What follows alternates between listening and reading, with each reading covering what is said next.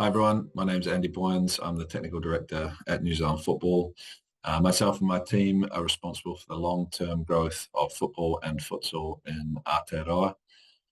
And I'd just like to start with a big thank you to everyone. It's been a hell of a year for football and futsal.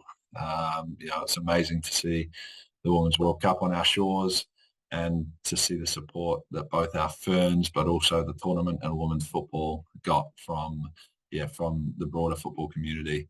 It showed me that the football community is strong in New Zealand and across Oceania, and I think that's really great for the future. It's also just amazing to see our futsal whites qualify for the World Cup for the first time. There's still a little bit more to happen in 2023 with our national leagues and national teams in action, so I hope you enjoy the end of the year. But today I'm here to present about Balance is Better, and I'll share my screen and I'll crack into it. But I wish you all the best for the rest of the year. So first of all, just to go over what I'd like to cover today, and I'd really like to provide an overview of what Balance is Better is and what it means for football in New Zealand. I'd like to share some football-specific insights for your consideration, and I'd like to provide you an overview of what you can do as a coach or a club leader to support the Balance is Better philosophy and bring it to life in New Zealand at the grassroots. So firstly, the big question really is, what is Balance is Better? And Balance is Better is an evidence-based philosophy to support quality sport experiences for all young people, regardless of ability, needs, and motivations. It's about young people staying involved in sport for life and realizing their potential at the right time.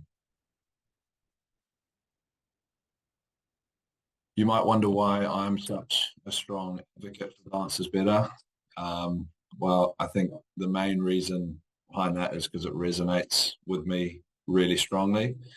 I heard a great podcast from the Manchester United Academy director, Nick Cox, the other day, and I don't have it verbatim, but he said something like, a lot of parents come up to him and ask and say that they want their children to be training, how the professionals are training in the first team. But what they actually should be thinking about is how the professionals in the first team were training when they were their kids' age. And for me, that's a great kind of concept, because the idea around Balance is Better is that we're trying to get our kids to grow up way too fast. And we're putting demands on our young people, young players, that are not necessary at the age that they're currently at. And we're potentially putting demands on them that are more, should be more associated with older and even professional players. And so, look, I was lucky enough to have a career playing football for a short period of time. And I think what I've learned most from when I finished playing football is that I personally had a pretty bloody good environment to help me develop and get to where I ended up getting to. So I had parents who put absolutely no pressure on me at all. They just wanted me to play sport, not just football, but sport, and they wanted me to enjoy it. I actually played a number of different sports throughout my junior and early youth years. I picked up football at a pretty young age, and I played it quite a lot. But most importantly, I just loved playing it. And so that love of the game led to me doing a whole bunch of informal play and practice alongside the organised practice that I would attend. And then I didn't specialise until much later in life, around the, late teens for me. But when I did specialise, I put a whole bunch of time and effort into it. And then alongside that, I was able to study and put academics, as a priority alongside my football. And before I signed professionally, I was lucky enough to graduate with degrees in economics and sociology. which, ultimately set me up really well for later in life. I'll introduce a concept soon around early engagement plus diversification. I'm very much in that boat and a product of that concept. It meant that I didn't play for the national under-17 side. It was not even on my radar. And I wasn't on the selectors' radar. But I did progress quite quickly where I got to play for the under-20s. And it meant that I didn't sign my first professional contract until I was the age of 23. So look, I'm not suggesting that everyone follows my path.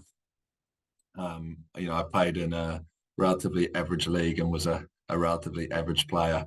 But, I was lucky enough to experience professional football.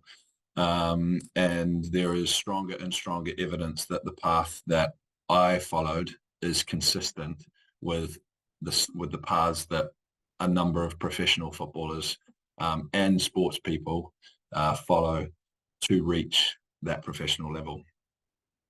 So look, just a bit more about Balance is Better.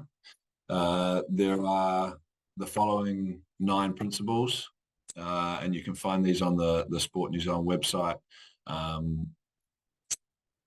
Ultimately, I won't go into the details of each of these principles because I actually think they're quite broad, and I'll give the opportunity to do that now. And I'd really like to focus in a slightly different area for today. But these are available, and I encourage you to go and read a little bit more about them.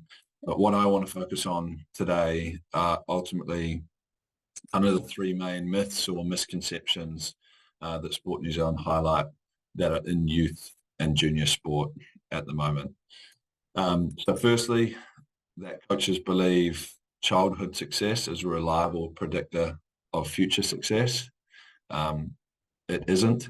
It's children develop at different rates mentally and physically, and some much later in their teenage years. And that means the success in childhood is not a great indicator of the success into adulthood. Secondly, the coaches believe that players need to specialize early in order to be successful, and that early specialization and early identification is good. Again, it's not, and it's not necessary, and it can lead to athlete burnout, overuse injuries, and it also shows that children who sample multiple sports learn transferable skills that ultimately help them in their chosen sport later in life. And thirdly, coaches believe that successful athletes should focus on winning rather than development. And again, this is a myth. Focus should be on developing the holistic skills that will support players to have performance in the future. And these can be developed regardless of whether a player is winning or losing.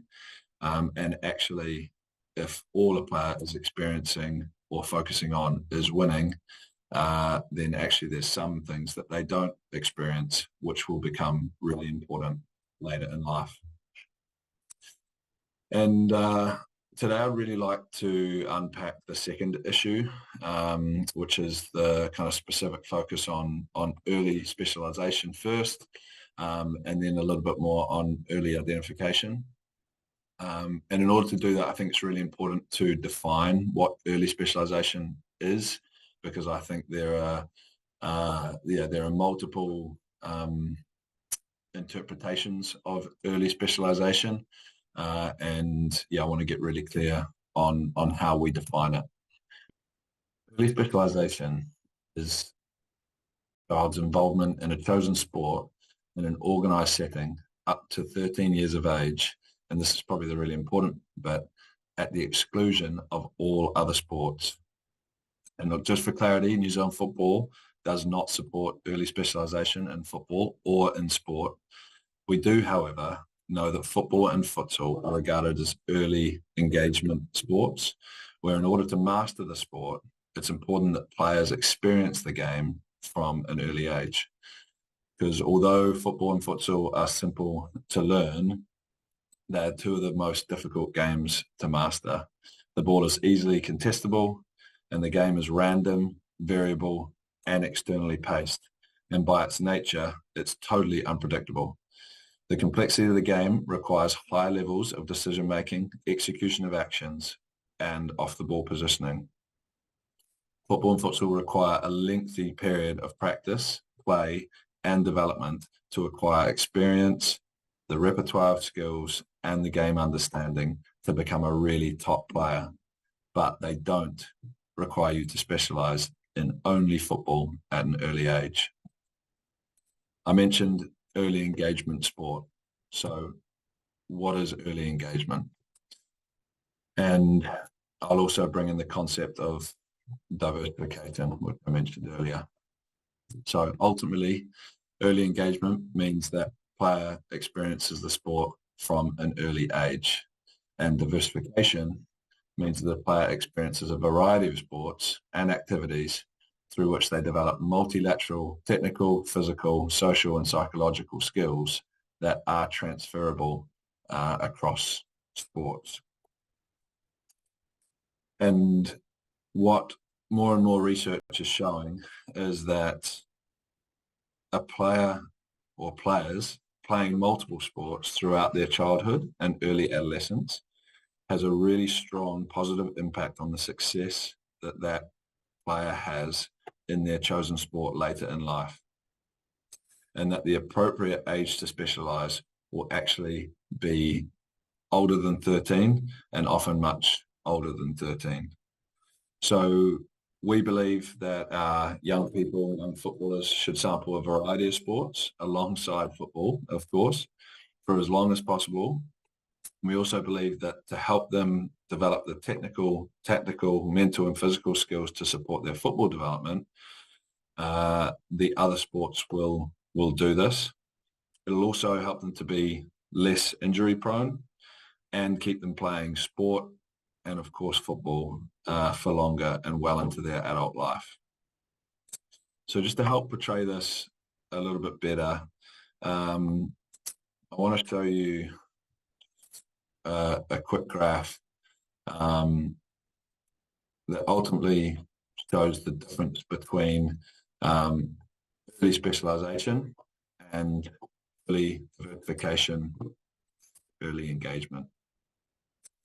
And ultimately, what we have here is two lines. On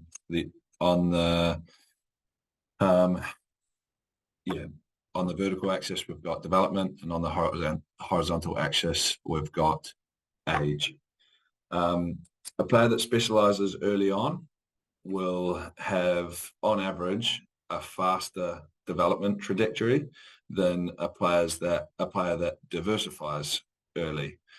And ultimately, this is because the specialist has a significant focus on football specific skills, and so you'll see those skills develop quite quickly. The player who diversifies early, they have a slower trajectory in their chosen sport, and that's because they're learning a broader range of skills, and it's not so focused on their chosen sport, in this case football. However, when a player then chooses to focus more on their chosen sport after the age of 13, or even specialize later in their teen years, the transferable skills learned through early diversification and early engagement support a much faster growth trajectory, and it outpaces those who have specialized early, and their ultimate performance ceiling is much higher than an early specialization player. The other thing that's really important to note is that diversification lowers burnout risk of players. It reduces knee and overuse injury risk. In general, those players will have a higher general health and psychological well-being. players that specialize early stay in sport for less than those who diversify early. Those who diversify early will have increased physical fitness and motor coordination, and ultimately they have a higher level of enjoyment in the sport that they choose. And if you're still wondering, or you're sitting there wondering, are my players specializing? Well, an easy way to work out whether that's true or not is to kind of ask yourself these 3 questions. And if a player or you answer yes to 2 or more of them, then we would determine that that player is probably bordering on the specialization space. Those questions are: does the child train more than 8 months of the year in one sport with an intense kind of year-round focus? Does the child play only one sport at the exclusion of all others? And has the child, or in most cases the parent, quit other sports to focus on one sport? So if you answer yes to 2 of those 3 questions, then there's you probably want to have a little further look into what that child is doing. And of course, we're talking about players who are age 13 and under, but also those who are a little bit older than 13. And I think specialization isn't bad, but early specialization really can be. And just because a player's reached the age of 13, it doesn't necessarily mean that that is the appropriate age to specialize. And their appropriate age to specialize will depend on a number of different things, which include the complexity